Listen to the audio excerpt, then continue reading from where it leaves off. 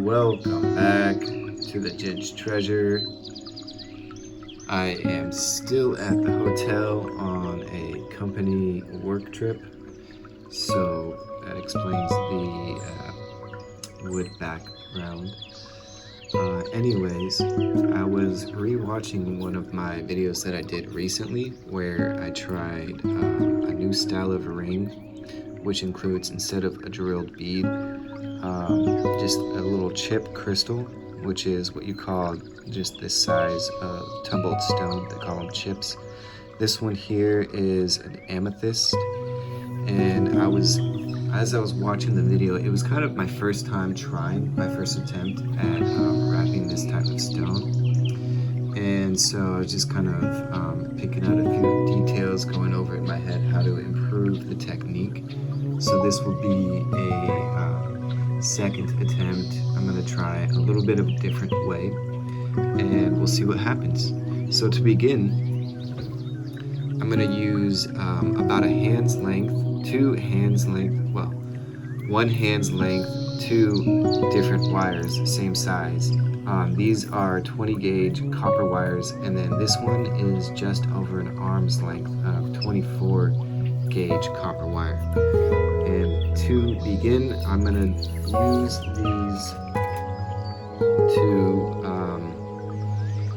20 gauge wires and just line them up parallel to one another. And then I'm going to actually put that down. First thing we're going to do is with our 24 gauge wire is kiss the 2 points of the wire together, just like that, and then slide this all the way down to find a little loop here at the middle. And then we're going to take that loop, and now we're going to grab the 20 gauge wires, and we're just going to slide that loop down, and then I typically just eyeball. However, if you want to do the same technique of like kissing the points to find the middle, I'm just eyeballing the middle, and I don't like to bend the wire too much.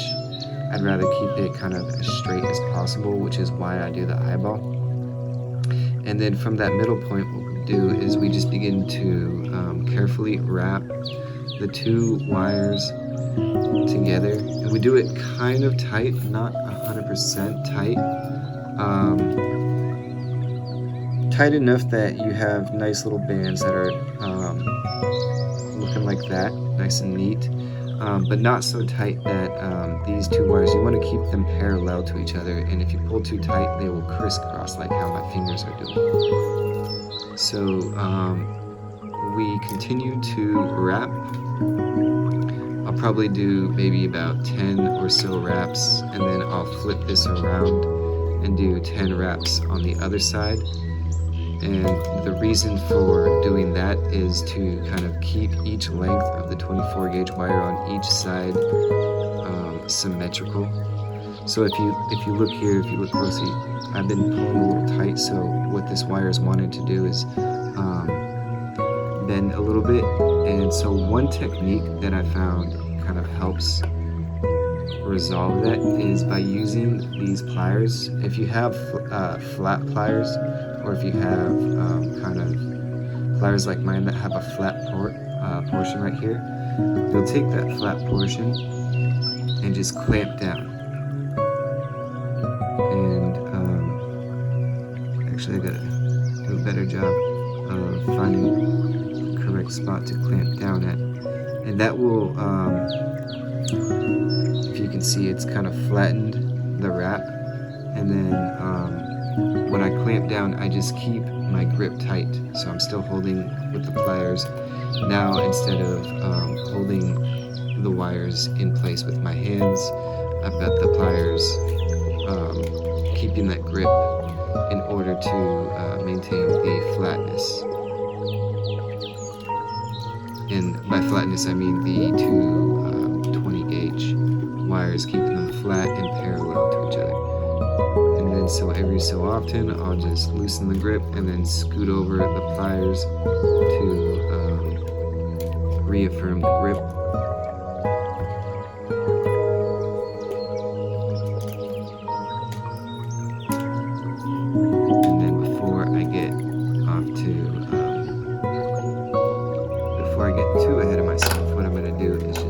this wire around,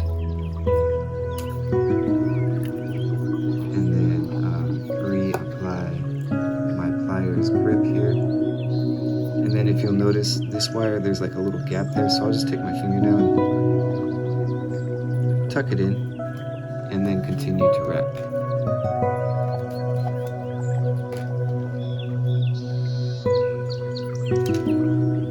Now, another thing I noticed by rewatching and studying my older videos is that I have a bad habit of, instead of watching kind of the camera focus, I'm just watching the wire wrap. I'm like poking my head out behind the camera.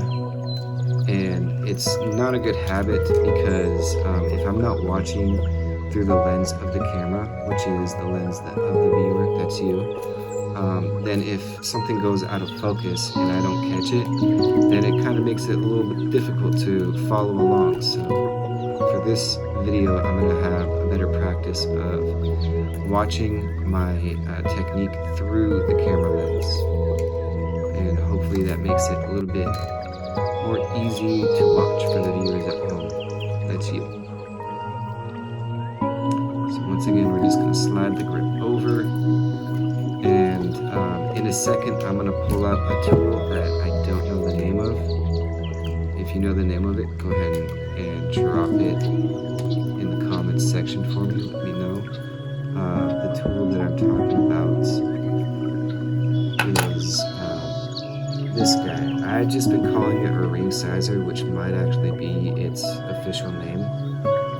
You can see there's different numbers marked, and then it's narrow here, and then it widens out, and that goes along with my little keychain of different ring sizes, which is handy for getting in the practice of getting the proper ring sizes, as the name would suggest. So I'm going to shoot for this one, I'm going to shoot for a 6. And so what I want to do is continue to wrap around on each side of these until I get to about this edge here, maybe a little bit before. And by the edge, I mean like right before where the numbers start. So I'll continue wrapping on each side up until that point. And another thing to do before I continue is I'll just test the length and make sure that each of these is more or less equal in length to each other. So if you notice, the bottom one is slightly longer. So I'll start with that side and just wrap a few more, and then on the other side I'll flip it around and wrap just a few less than I will on this side. And hopefully that balances out the length on each side. It's kind of important to keep the length and symmetry of the design going. I mean, you don't have to, but in my personal opinion, it does tend to look a little sloppy when there's not a lot of symmetry going on with the work. So if you'll notice, I'm just carefully wrapping each one, and then after each wrap, I just take my fingernail and push the wire into place to kind of tighten the wraps so they're nice and neat with each other, because my wraps, I'm not pulling so tight, and that's once again to avoid the crossover.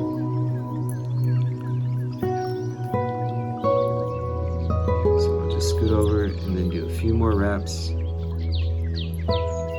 and then before we begin the next step, I'll just flip this around and then just do a few more wraps on the other side.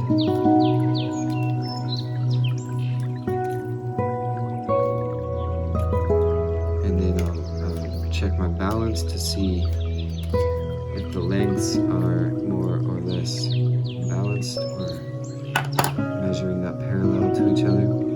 I keep saying parallel, but I don't think I'm using that word right. Alright, so moment of truth here.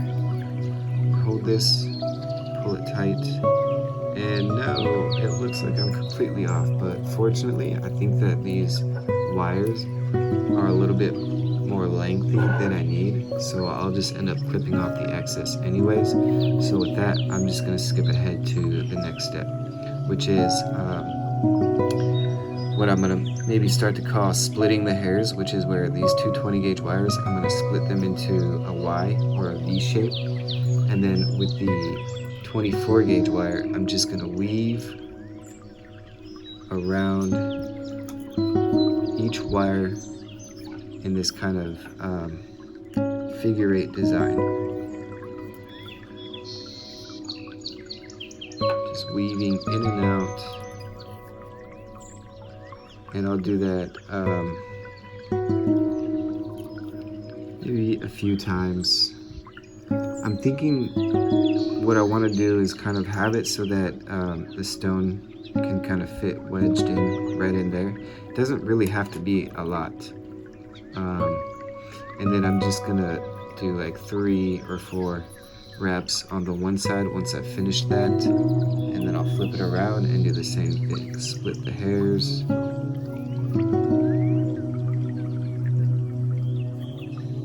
Boom, got that Y shape, and then I'll just do the weaving. And I'm noticing that if I'm not careful in wrapping it tight, then it can get a little sloppy like that. So I want to make sure that every time when I wrap, I pull the wire all the way down to the bottom as low as I can with my not my middle finger, my pointer finger. And then if it's still loose, then you can just use your fingernail to slide them down.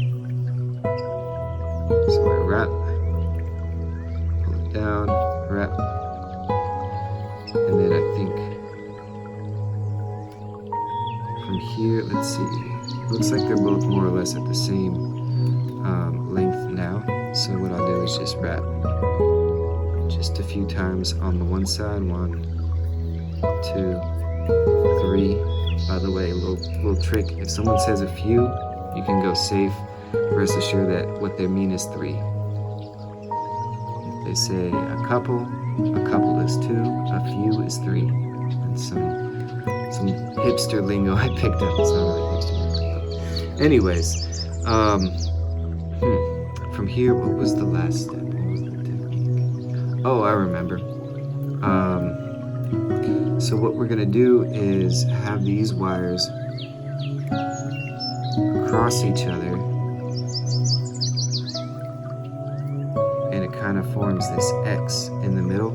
So we're gonna close this gap, and in fact, I'm gonna close it around the ring sizer, and then from there we can pull those 24 gauge wires and pull that X a little bit tighter, so now you really see the X in the middle.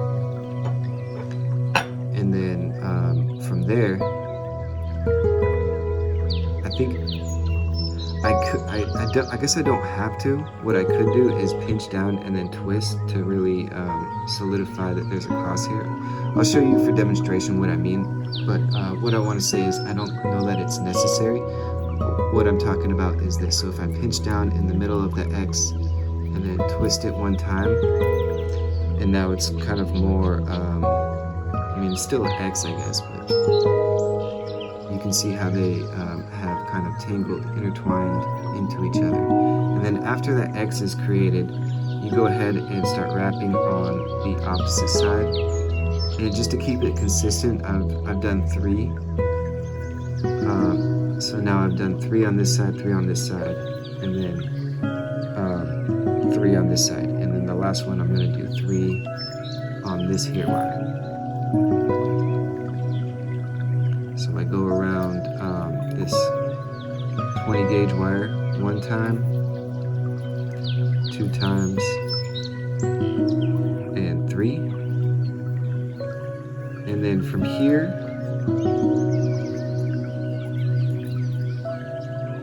I'm going to test to see. This X creates what I've been calling the bed. So it's a bed for the crystal to just lay in there. And that way that the crystal doesn't like fall through. And then with the 20 gauge wires, they're kind of creating this X here and this X here. And I'm gonna do that same thing where I pinch in the middle and then twist around.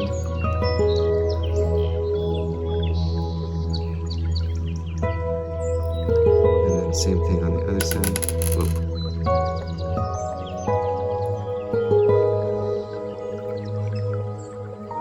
I guess it kind of helps to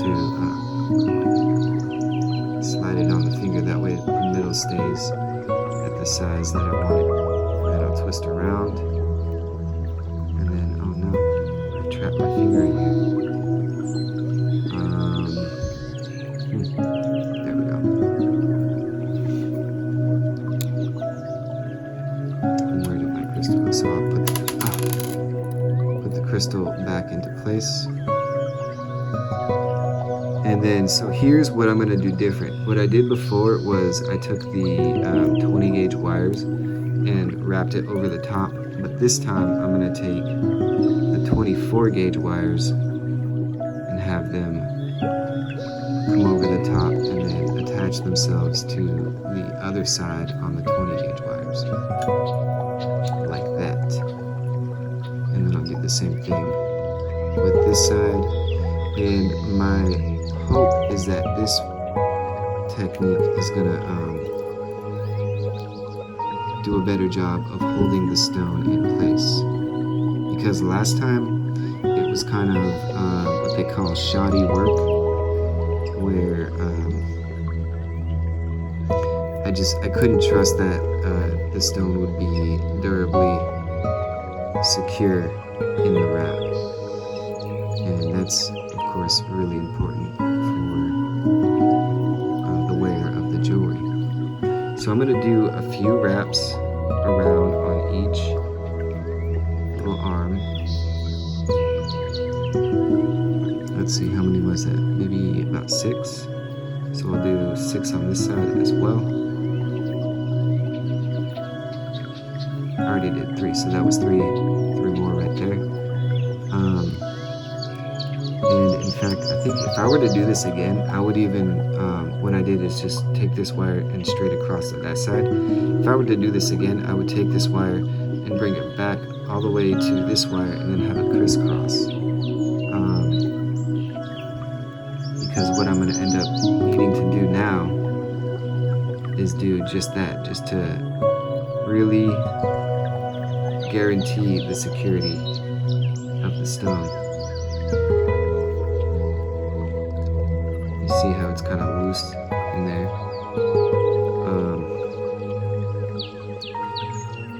And I guess it's a little difficult. I haven't quite figured out how to get the grip right. But for now, this should do. So swinging it all the way across to the other side. And then I'll do like 3 wraps just to kind of anchor that down, and then I'll switch over and then bring this wire across and then around to the other side and do a few wraps just to kind of anchor it down. And now the stone is pretty snug in there. I would say it's not perfect. I feel like it could, if something bumped it in just the right way, it could pop out here. So what I'm gonna do is wrap these 20 gauge wires around, kind of giving it a little hug. And then I'm gonna take the 24 gauge wires and then I'm just gonna start wrapping, tuck it right there in between, and then pull it tight. So now it's wrapping around this wire and this wire all at once. And then pull that tight. And then the idea behind that is that it kind of builds more of a secure frame.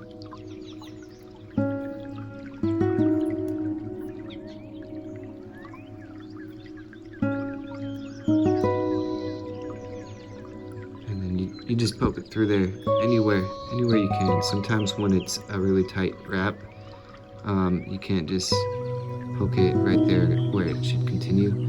So you can just find a little gap here, and then once it's through, you just pull it tight. And I can just do this until I run out of this 24 gauge wire, or if I wrap all the way to the end here.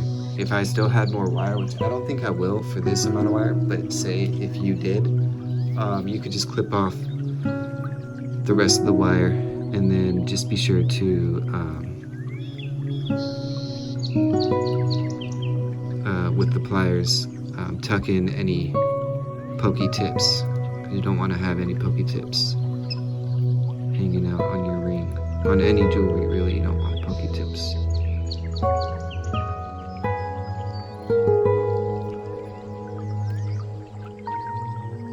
Alright, so I've done enough on that side that I want to just get started on this side now. So it's going to be the same thing. This wire here is going to start wrapping both this wire and that wire. So I'm gonna just bend this a little bit out of my way with the pliers, and then as well, you see how this wire is kind of going over the top. What I'm gonna do is swing this one around and then over the top of that one. That way, when I tuck it under,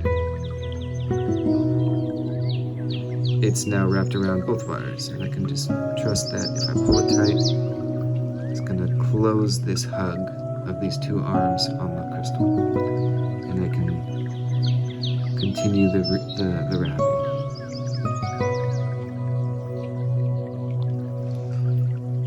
Okay, and that is looking pretty secure in there. I'm very confident that this is a secure wrap, much more confident than I was with the last job, which is good, because that means progress. It goes back to that saying that practice makes perfect. You do anything long enough, you get good at it quick. Which is, if you think about it, it's kind of a contradictory statement, but it also makes sense at the same time. Life is like that. Life is a contradiction.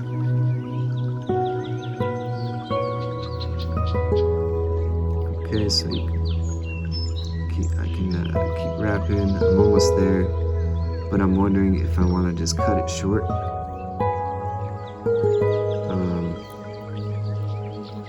Just for the sake of time, because it's like I don't want to just keep weaving and wrapping. We've already made it to about 25 minutes. Well, maybe I'll just continue and make this a 30-minute video, and then you can see the whole process. The thing is, I get a little anxious when it's just an awkward silence, because I'm just doing the same repetitive thing, and I don't always have something cool or interesting to say to fill the silence. Although I will put music on, so maybe you can just enjoy the music. Alright, so I've made it to the end here on this side. So what I'll do is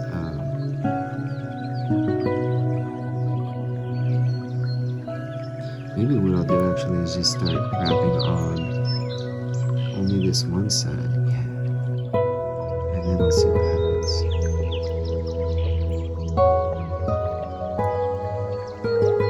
So I'll wrap as far along this way just to match the length of this one, and then I'll stop, and then maybe I'll pinch these two together and start wrapping them together. So I'll probably do that with whatever little wire I have left, and then switch back to this side in the meantime. It looks like I won't have enough wire to quite do that, so I guess it won't be a perfectly symmetrical finish, but that's alright. I'm getting the experience down, and you are as well, hopefully.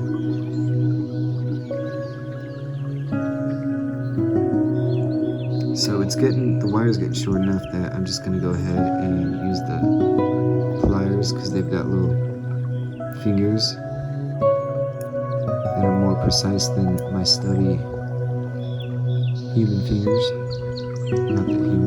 Not that my fingers are stubby, it's just that these guys are better for this job. And I'm just making sure to I pinch. The technique is pinch and roll, and that kind of rolls, tucks in any pokey wires from hanging out. And then, so for these two wires, I think what I'll do is just like spiral finishes. So I don't think I'll need all that length. Pinch down on the tip and just begin to curl, spiral. And then once I've started, I always use the flat part to make sure that the spiral stays flat instead of coning, which sometimes it has a natural tendency to want to do. And then I'll just tuck that spiral in there, and then I'll give it a little partner spiral on the other side with this wire.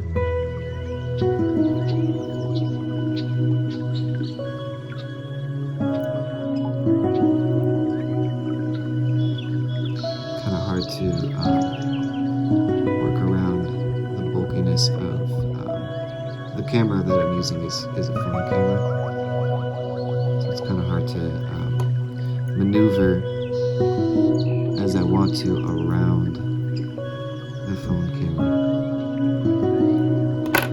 which is totally just a lame excuse. But I think over time, with practice, I'll get better at it. So I've got two little spirals there, and I think do I want to continue the spirals, or do I want to do that thing that I said I was going to do? I think I want to do that thing that I said I was going to do, which is to do one more hug with these two wires going across again, and then with what's left of my 24 gauge wire, I'm going to take it and poke it through so it wraps around both of these two wires and then goes under the bottom in the gap between the wires and the stone, and then continue to weave it through that way, to do the wrap that way. And once again, I'm using the pliers for the last little bit of this wire, just to make the job a little bit more precise.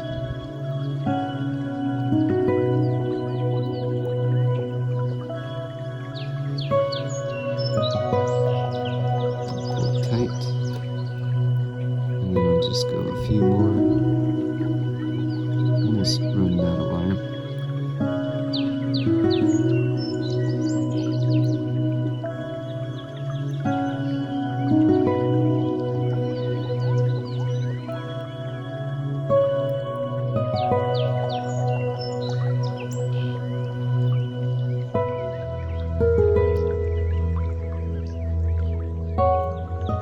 And then with my fingernail, I'll just tighten those up.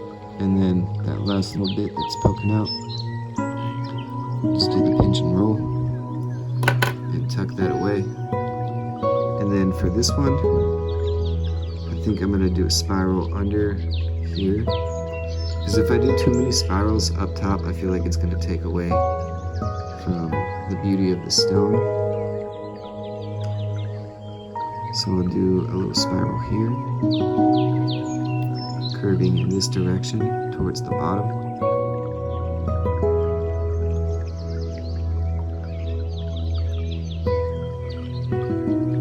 And then the spiral even just tucks under a little bit, kind of hidden. Spirals are beautiful, but they don't always need to be shown off, I guess. And then I think that's what I'll do. I'll do the same thing over on this side. In fact, this wire's a little loose, so I think what I'm going to do is just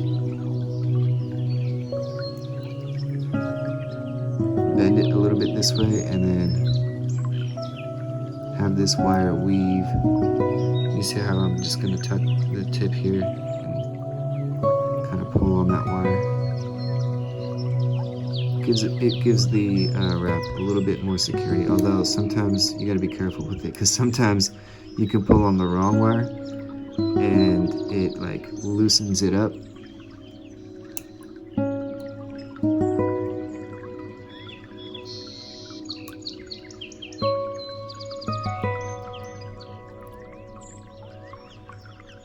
And of course I'm doing this kind of cyclone spiral. I would like to have kept the spiral flat, although it kind of works this way where it's kind of like a vine twisting down on the wire,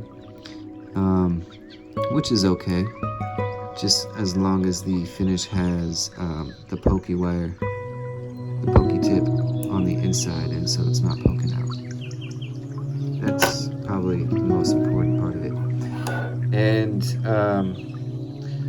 maybe not the most fancy design, it's still a work in progress, but this stone is certainly much more secure and totally works as a ring. So that way now you know how to wrap any stones that you have at home, and then you can show your friends.